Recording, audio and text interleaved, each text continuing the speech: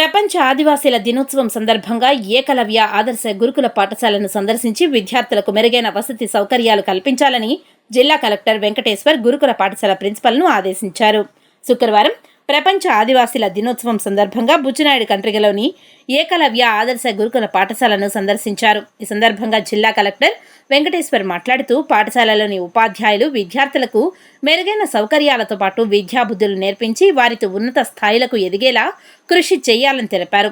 తరగతి గదుల్లోకి వెళ్లి అక్కడున్న విద్యార్థులతో మమేకమై పాఠ్యాంశాలను ఆలకించి వారిలో స్ఫూర్తిని కలిగించే విధంగా పలు సూచనలు చేశారు. అలాగే అక్కడ వసతి సౌకర్యాలను గురించి విద్యార్థులను అడిగి తెలుసుకున్నారు.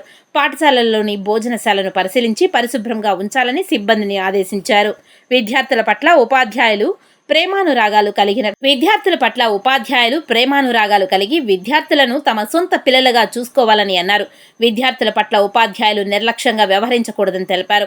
పిల్లలకు పరిశుభ్రమైన ఆహారం అందించి వారి ఆరోగ్యాన్ని కాపాడాలని ప్రిన్సిపల్ వార్డన్ను హెచ్చరించారు.